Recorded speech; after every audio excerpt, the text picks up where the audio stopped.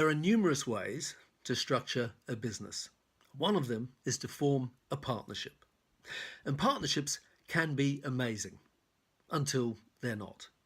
I've had a few business partnerships. Some of them were great, and some of them perhaps weren't so great.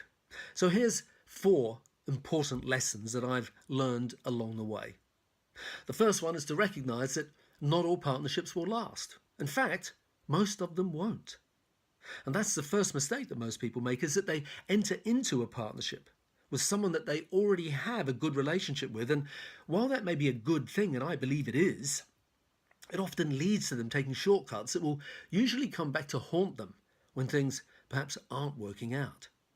Think of it like getting married. You meet someone, you fall in love, and one day one of you pops the question. He or she says yes, and that's the beginning of a lifetime of harmonious wedded bliss. Or not. So the second lesson is to understand that the relationship will change. People change. Circumstances change. Financial situations change. Needs change. Values change. Work ethics change. Unfortunately, your health changes, and yes, people do grow apart. And all those changes will have an impact on the relationship. As things change, the relationship or business partnership is put under immense pressure. And what started out as love and undying commitment often then turns into frustration, disillusion, and sometimes anger or even hatred. And irreparable damage can be done to both parties. So the third lesson is it's important to give the partnership the best chance of succeeding at the beginning. You don't go into a marriage thinking that it's not going to work, and you don't go into a business partnership thinking that it's not going to work either. But to give the partnership the best possible chance of succeeding, it's really important that you set it up properly at the beginning. Don't take shortcuts in the belief that the trust and relationship between the partners is all that is needed, and so that in the interest of saving a bit of money, you do it all on a handshake and a verbal agreement. It's a business, and in a business, a proper legal partnership agreement is essential. And if it's done at the beginning, when you're both nice, sane, and rational people, you can avoid a lot of angst and financial loss when there are problems. I don't mean to be negative about it, but I also don't want you to walk starry-eyed into a disaster that with a little forward planning really can be avoided. So the fourth lesson is it's not if, it's when. What I mean by that is it's not a case of if there's a problem, it's when there's a problem or disagreement. Because it's inevitable. You can't avoid it. That's life. So why not prepare for it at the beginning? At least then you can rationally arrive at an agreed process of the best way to deal with situations before they happen. Now, to do this, you have to ask some often confronting questions of each other. So questions like, what roles and responsibilities will each partner have? Or, in the event that the partners disagree on something, what's the process by which to move forward?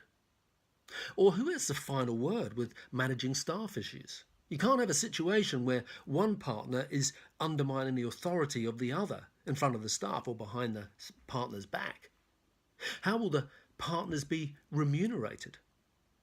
Or if one partner is more productive behind the chair than the other, but the other one perhaps have other areas of expertise and responsibility, well, how will that affect remuneration?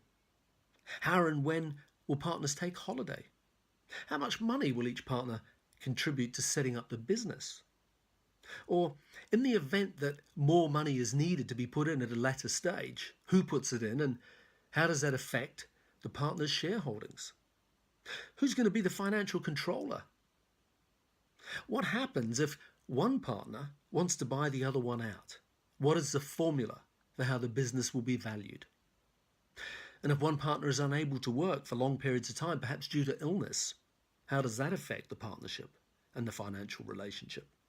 Or, in the event that one partner dies, what happens to their shareholding in the business?